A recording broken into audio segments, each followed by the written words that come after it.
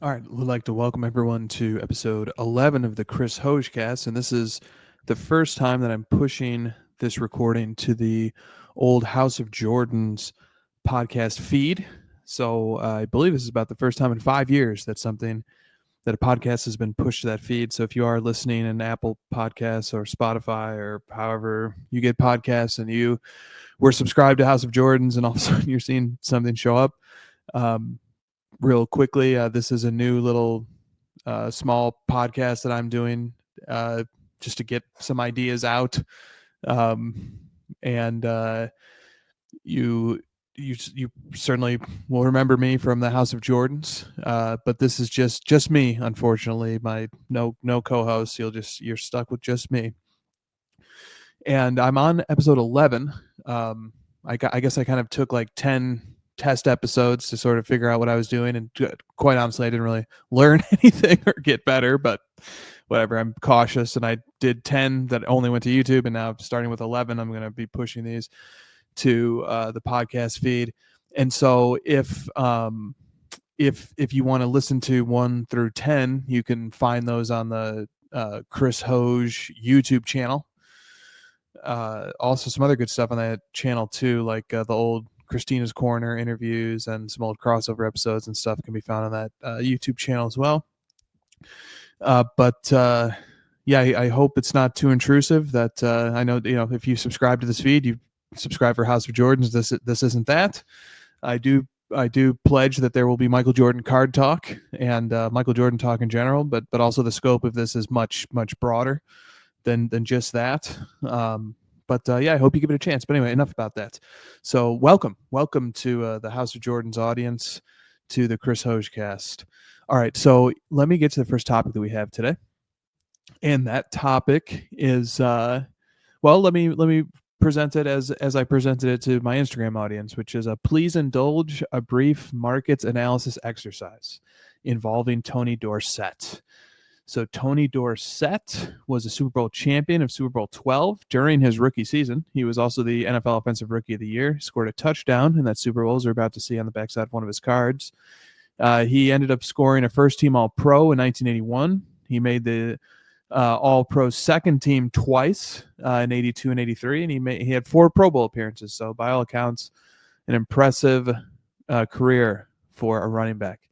So let's move on from here to what I want to actually talk about with Dorsett, which is his 1978 Topps cards. So Dorsett first appeared in Topps football in 1978, which is the season after his rookie season of 77. In 78, Dorsett was featured on 3 cards.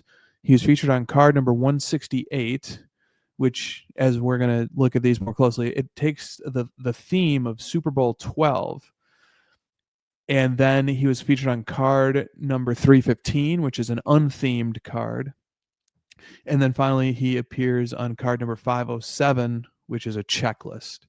And so let's look a little bit more closely at these cards, and you're about to see why this was a topic of curiosity. So the first one, card number 168, is you can see here that PSA Cert labeled this as a Tony Dorsett card, and it clearly shows Dorsett on the front side of the card. The card's front side also says Super Bowl 12, and it gives the score of Cowboys 27, Broncos 10. Then it has a big action shot of Dorsett. And then if we flip to the card's backside, there's like a box score from that Super Bowl, including the fact that there it looks like the first score of the game was Dorsett with a 3-yard run. So backside is like a box score with individual statistics. It gives some of Dorsett's statistics on the backside as well. Front side of the card is an image of Dorsett. Now, notably, Dorsett his name doesn't appear on the front side, and although his name appears in the back side, his name isn't ever like explicitly spelled out in large font to sort of indicate a prominence over other players. It's just a box score that he appears in. On the front side, he is prominently pictured, and he is the only player pictured on the front side. So a cataloging methodology that would call this a Tony Dorsett card, I do think there is merit to that Dorsett here is clearly, unambiguously depicted as the athlete on this card. He is the subject featured on this card. However, the card takes a theme. The card is themed or commemorating Super Bowl 12, in which the Cowboys beat the Broncos 27-10 and Dorsett scored. So it's a themed card, but surely the subject and the focus of this card is Dorsett if we go off of the picture, the athlete picture. Okay, so the next card is the number 315. And the thing that starts to catch one's attention is that before I go into the details of the 315, card 315 of Dorsett from 78 Tops, its most recent sale was for $30,100. And it is a Pop 13. And yes, I said 30,000. I know that is, I couldn't believe how much this sold for. $30,100 for this card in a PSA 10, and it is a Pop 13. Now, the card that we were just talking about, the number 168, which is the first appearing card of Dorsett in the base set, it's a Pop 6 in a PSA 10. Its most recent sale was $1,100, $1,136 to be precise. So $1,100 for the Super Bowl themed Dorsett card, $30,100 for card number 315. Now, if we look at 315, I would call this an unthemed card. Now, to be sure, the front side shows Dorsett, not an action shot, but it looks like it's probably him on the sidelines with his helmet off, which is nice. You can clearly see him. It does indicate Cowboys. You see the name Cowboys, and then his position, running back, is indicated too. And then the back side shows it has a biographical caption, and it has his statistics from the 1977 season, and some more biographical information about Dorsett, and then we have information about Topps as the manufacturer and the fine print. So this card to me is unthemed, and this card is simply Dorsett and biographical and statistical information about Dorsett. But it is the second appearing card, and it sold for $30,000. It sold for very rough math, about 30 times. It sold for about 30 times what the earlier appearing card number 168 of Dorsett sold for. And then finally, there's one more card that features Dorsett in 1978 Topps, which is the Cowboys Leaders Checklist from this is card number 507. So this team checklist, it shows Dorsett, who led the team in rushing, Drew Pearson, who led the team in receiving, Cliff Harris, who led the team in interceptions, and Harvey Martin, who led the team in QB sacks. So you have 1977 defensive leaders and 1977 offensive leaders, and Dorsett is featured in the upper left quadrant of this 4-box card showing these Cowboys leaders. The back side of the card indicates it's card number 507, and then it's a Cowboys team checklist. And on this team checklist, it lists card number 315 Dorsett, and then it lists some other players from the Cowboys as well. Notably, it doesn't list, I don't believe, it doesn't list card number 168. So Dorsett is listed here, card number 315. And card 168, the Super Bowl commemoration card featuring Dorsett, it doesn't appear to be listed here. It appears that this Cowboys team checklist places Dorsett, card number 315, here at the top of the checklist. And the checklist is sorted alphabetically. So it goes Dorsett, then Billy Joe Dupree, John Fitzgerald, etc. Okay, so this card has a Pop 16, the highest population of the three to feature Dorsett. Its most recent sale is $512. So again, rough math, the card number 315 has a market value about 60 times. And we're not even controlling for population. It's just on a PSA 10 one-for-one basis, about 60 times more for card 315 of Dorsett.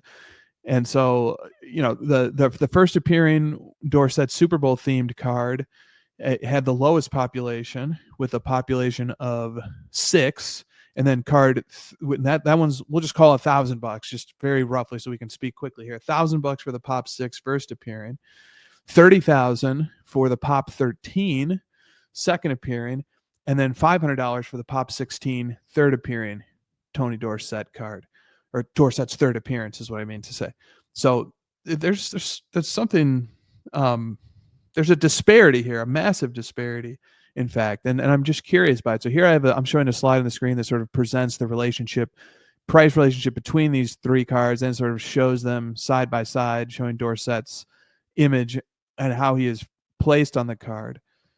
And then we'll so I asked people on various social media, Twitter and Instagram, actually, but I asked people what explains this discrepancy in price, this price disparity, I think is exactly how I worded it.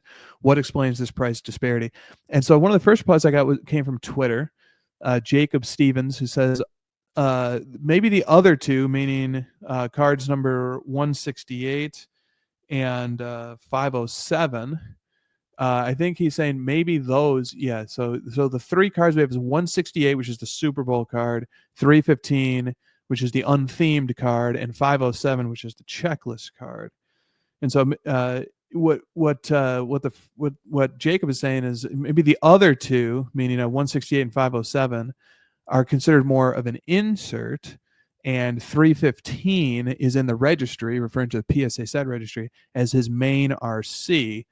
And then I'll bolster that by saying when we look at that Cowboys player checklist, that also seems to confirm that 315 is Dorsett's main card, or whatever main means. It's 315 is the card identified by the manufacturer on that checklist as the Dorsett card, representing Dorsett's spot on the Cowboys checklist.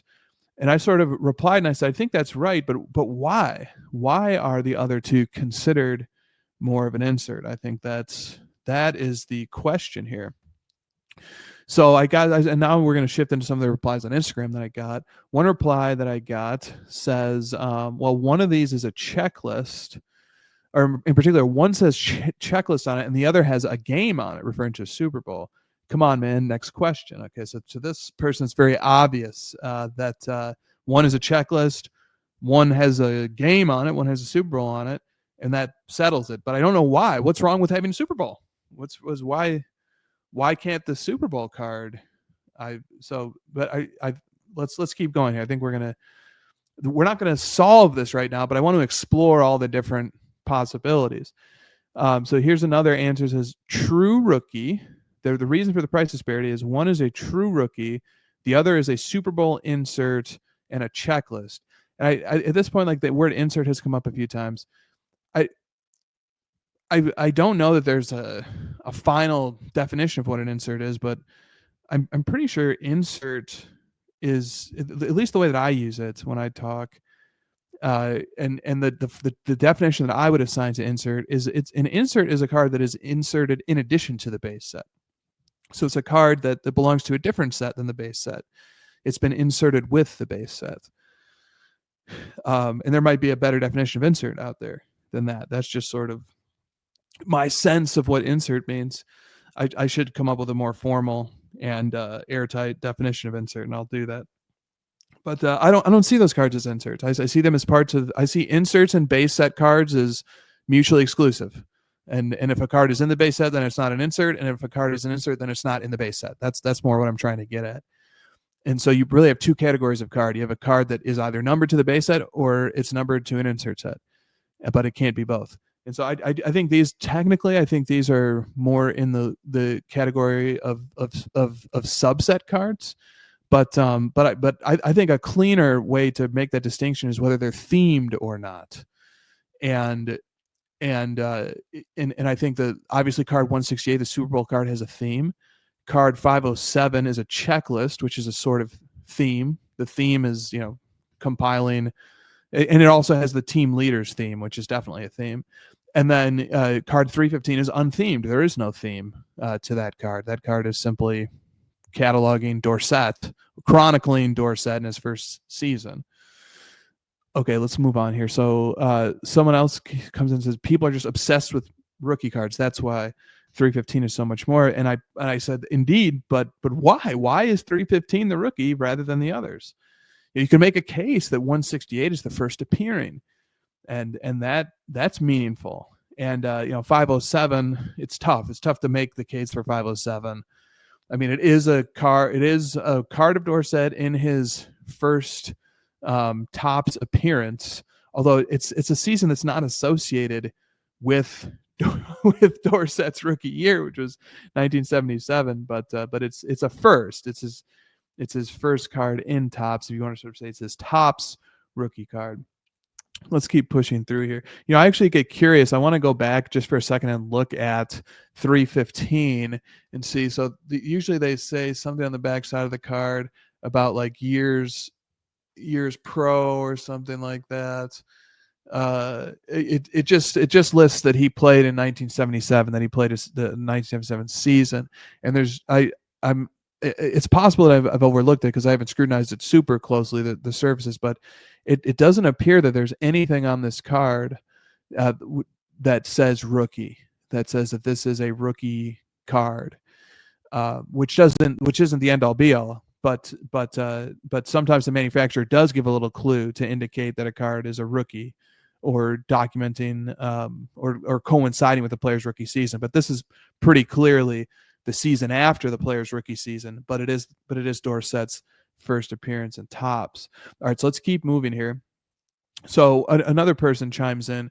The true rookie card, the reason for the price disparity is the true rookie card focuses solely on the player, while the subsets feature other things like Super Bowl or teammates. And this is getting closer, I think, to where my intuitions lie as well. Another answer comes in and says, what explains the price disparity? It's the player's first card in a base set. It is not a team card or a game card, etc. So the idea here being that themed cards, a card of a team or a card of a game, doesn't belong to the base set.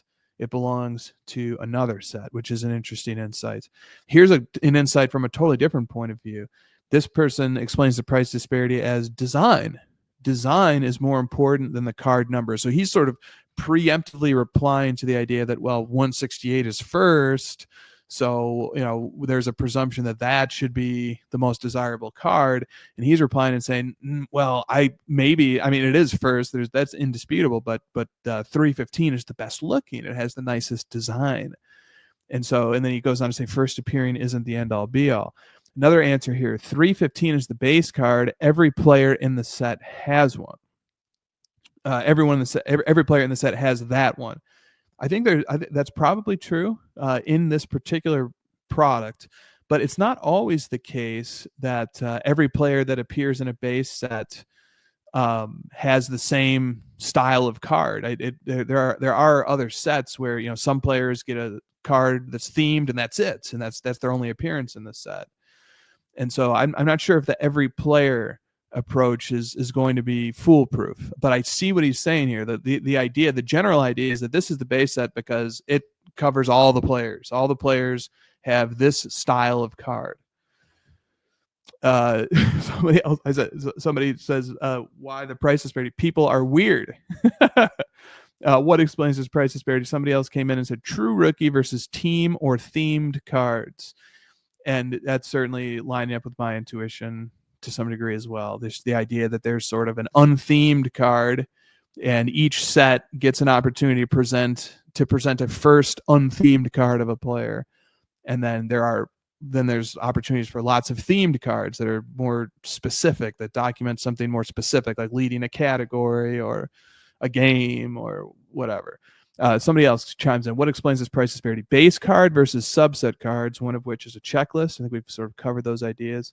Somebody else says vintage highlights and leaders cards always sell for a fraction of the base. So there's an empirical observation about market history. And, we start to get more and more ideas here.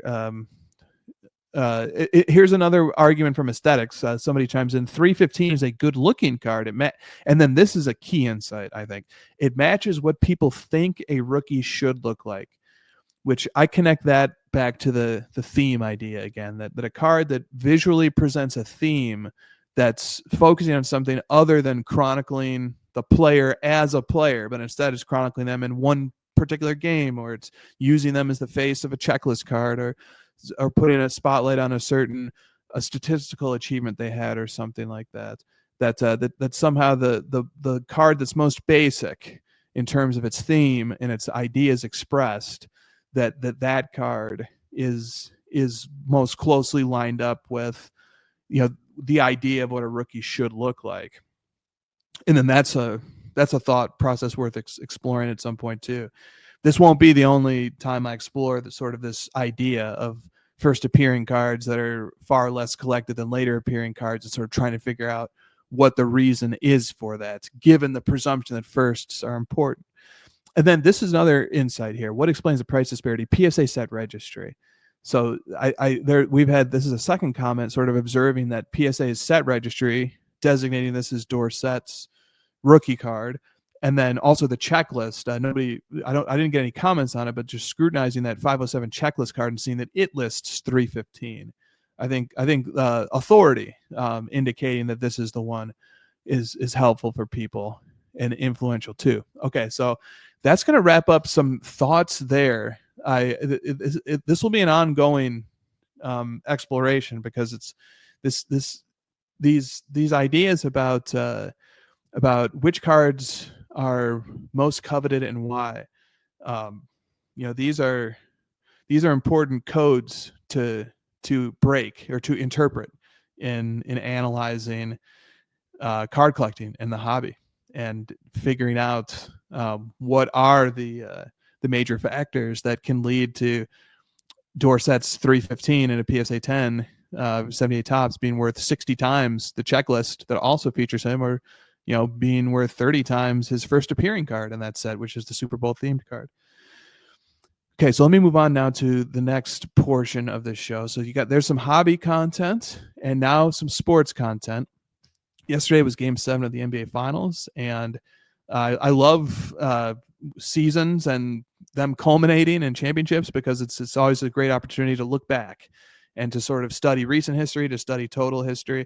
And I'll have more segments in future episodes doing just that. We've got a whole summer to now reflect sort of on NBA history and how it changes after the events of this season. But first, I want to focus on something very particular.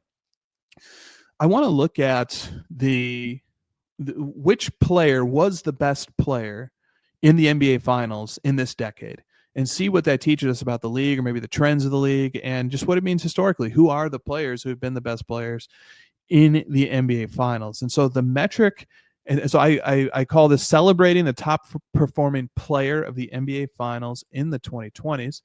And so in order to rank the players, I'm going to use a metric that is available, that I can tabulate, that I do tabulate myself. So Dean Oliver publishes his net points, and I have a little summary here. His net points assigns credit and blame to players on every play using play-by-play data, factoring in shot difficulty, rebounds, assists, turnovers, defense matchups, and more to generate a single game score, measuring how much a player helped or hurt their team relative to an average player. Okay, so that's sort of the idea here. There's like measuring impact, and it measures impact on a game-by-game basis. And so what I do is every day, Oliver publishes the results from each game, and then I just add them all up. And so I actually went back and I did it for every finals series. His data set goes back to the 2020 finals, which was the culmination of the 2019-20 season. So he has 2019-20 season up until today publicly available in the database. And so that's perfect. That's the 2020s. So let's look at who are the best players per net points in each of those finals. And I think it's pretty interesting. Some things are obvious and some things are a little bit not obvious. 2020 NBA Finals, LeBron plus 40.7. He is first in net points. His teammate Anthony Davis at plus 31.4 wasn't terribly far behind in net points. And Jimmy Butler plus 35.3. Butler actually led in total net points going into Game 6, but then LeBron had a matchable Game 6, and LeBron took home the net points crown. 2021, Giannis plus 41.3 net points in that NBA Finals series. Also is a 6-game series. Remember, these are cumulative numbers. These net points numbers are cumulative. So if you want to get like the net points per game, you just take that number and divide it by how many games they played. And so Giannis plus 41.3, way out in front, nobody even close. Chris Paul was second at plus 8.1. And so far, LeBron won Finals MVP, and he led net points. Giannis wins Finals MVP in 2021. He led in net points. 2022 Finals, Stephen Curry plus 29.4. He also won Finals MVP. He led in net points. Interestingly, second was Robert Williams III at plus 24.8. 2023 NBA Finals, Jokic was a plus 43.1.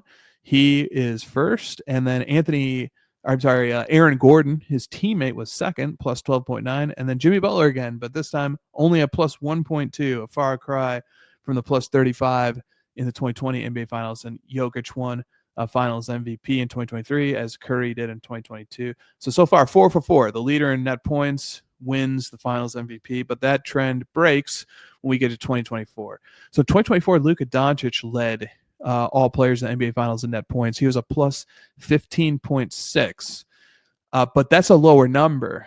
That was a 5-game series. The Jokic series was a 5-game series too. The Curry was 6. So this is a much more egalitarian distribution of net points in the 2024 finals. Luka only a plus 15.6. Every other leader up until this point was either Curry plus 29 and some change, and then the other 3 guys were over plus 40. So here, the gap between the top performer and the next best guy was much lower. Kristaps Porzingis was second in net points, and he missed several games, but he was very, very impactful, clearly, in the minutes that he did play. He comes in at a plus 10.6. And then other noteworthy names here, Jason Tatum was a minus 2.3. Jaylen Brown was a minus 5.2 in net points in that series, and he won the Finals MVP. And then you might be wondering, like, if you're sort of looking at it, like, well, Luka's at plus 15.6, and then Gafford's up there at plus 6.3, and Lively was a minus 3.0. That's not terrible. PJ Washington was a minus 7. Like, I don't see any Boston Celtics players really like running away with this. You got to look at the very bottom of the list here to sort of see, Kyrie comes in at minus 13.8. Kyrie almost completely negated Luka's advantage. So Luka, plus 15.6, he was worth a positive plus 15.6 to the point differential, but Kyrie was worth a minus 13.8. He almost completely wiped out Luka's contribution. So it was a tough series for Kyrie, but he turned it around too. He was really rough in the first few games, and he turned it around. And then the 2025 NBA Finals, which are fresh on our minds. The 2025 NBA Finals, Pascal Siakam. It may surprise people to learn Pascal Siakam led in net points at a modest plus 18.8. So again, no plus 40 guys in this series, not even close. But Siakam did lead at a plus 18.8. This was a 7-game series, so more games to accumulate net points. And then Gilgeous-Alexander plus 12.8. He was second. TJ McConnell was third, plus 9.9. Alex Caruso plus 4.4. And then you get J-Dub was a slight negative on the series, minus 0.8. Chet minus 1.2. Chet was looking real rough throughout the series, and then he had a plus 6.9 in Game 7 to really pull up his score for the series. And then Halliburton was a minus 4.8. Obviously, he was dealing with injuries. But not a good series for him, which is a total inversion. He had a very high net point score in the conference finals, in the Eastern Conference Finals. He had the highest net point score of any player in either conference in the conference finals, and he didn't win conference finals MVP, curiously enough. And it is interesting to think, like, maybe Halliburton over the course of that game, had they won Game 7, had Halliburton not gotten injured, perhaps he might have even won. I mean, he made 3 3-pointers in the first 5 minutes of that game. Maybe he would have won Finals MVP in a Jaylen Brown type of fashion, where he's like way down the list of net points, but narrative wise. But anyway, Siakam, the best player by net points in that series, Gilgeous-Alexander second. And that's kind of one of the storylines of the 2025 season to me. And it's difficult a little bit for my metric, because I love my total MVP metric as a way to engage with a fan of any level of expertise. It's just, anybody can understand the idea of, like, well, what happens if you just add up regular season MVPs and finals MVPs?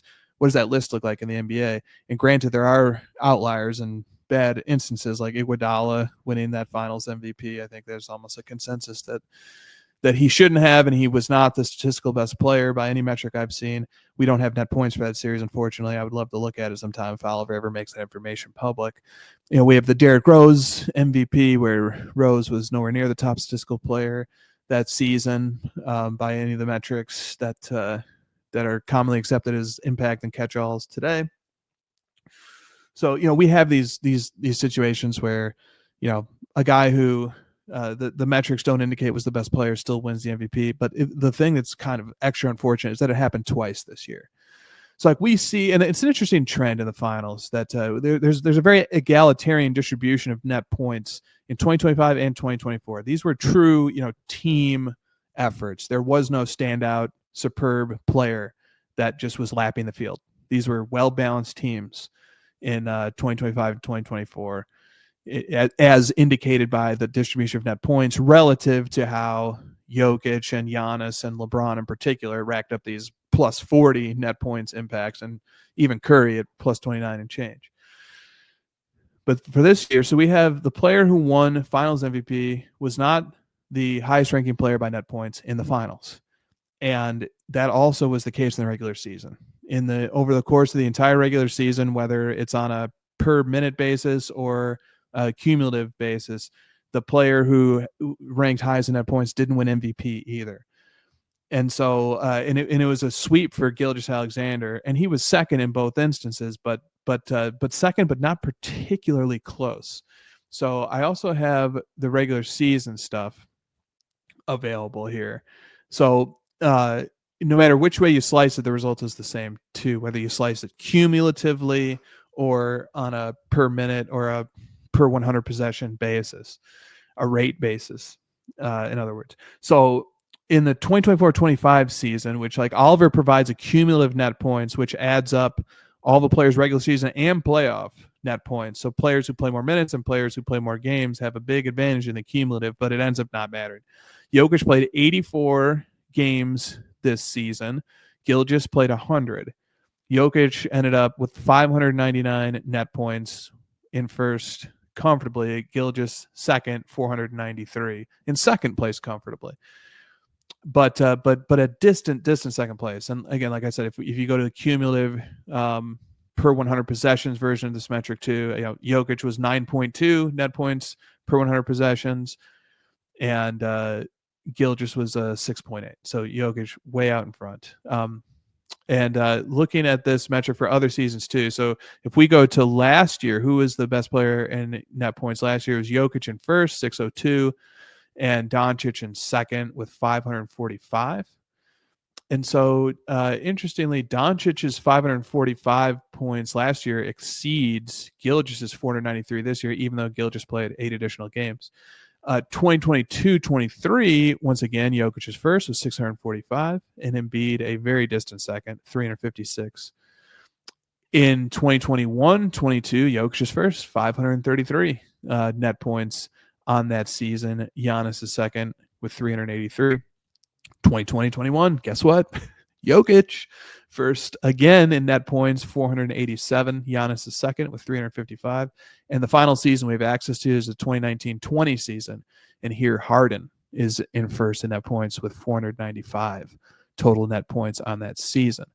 And then if you go to the per 100, it matches. In every season, I gave the cumulative leader, which skews towards players who played more games, and playoffs is included in that cumulative metric. So, but it actually doesn't matter. Even if you break it down to net points per 100 possessions, the same player led in each of those seasons. So you got Harden as the top, whether on a rate basis or a cumulative basis in 2019-20 season. And then the next 5 seasons, 2020 to 21, 2021 to 2022, 2022 to 2023, 2023-24, and the most recently completed season, 2024-25, Nikola Jokic was the top player by net points. So it's just a little bit frustrating for acolytes of the total MVP approach that the statistics just don't bear out that the top statistical player won either of the MVPs. You hope that at least, maybe like the top statistical player, it can be tough to have that happen in the finals, because the top statistical player won't always be on the best team. But when you have the regular season, you hope that at least the regular season will go to the top statistical player. And this year it didn't happen in either event. And so I would be curious to kind of go back and look at when was the last season that the top statistical player didn't win finals MVP, like even the top statistical player within the finals itself. When was the last time it happened that the top statistical finals player didn't win finals MVP and the top statistical regular season player didn't win regular season MVP? Because I think up until this year, every previous year, the 2020s had happened. So last year, Jokic won regular season MVP, so at least the top statistical player got regular season MVP. The year before that, Embiid won regular season MVP, but then Jokic won finals MVP, and we saw that he was the top statistical player in the finals. The year before that, Curry was the top statistical player in the finals. He won the finals MVP. So again, that season we at least got one top statistical player in a series. And then Jokic was top statistical player in the regular season. He won the regular season MVP. The year before that, Giannis was the top statistical player in the finals. He won finals MVP, and Jokic got regular season MVP. As we saw, he was a top statistical player. And then the year before that, you have LeBron winning the finals MVP, and he was the top statistical player that year. So I think Giannis was the regular season MVP, and he was the second ranking statistical player behind Harden for that season per net points. But at least we got one. And every year except for this year, at least the top statistical player in the finals won the finals MVP, or at least in the regular season won regular season MVP. This is a clean sweep where the top statistical player didn't win the MVP awards in either context. And that puts a bit of a strain on my total MVPs method. But it went to the runner-up in each case, right? Like SGA was the runner-up in the regular season net points, and he was the runner-up in the finals net points. So we didn't miss the mark by too much either, but we didn't quite hit it either. So, all right, that's going to do it for this HOJ-Cast. Going to keep this one a little short and sweet. Once again, welcome to the listeners on the podcast feed, and I'll see you guys at some point for episode 12.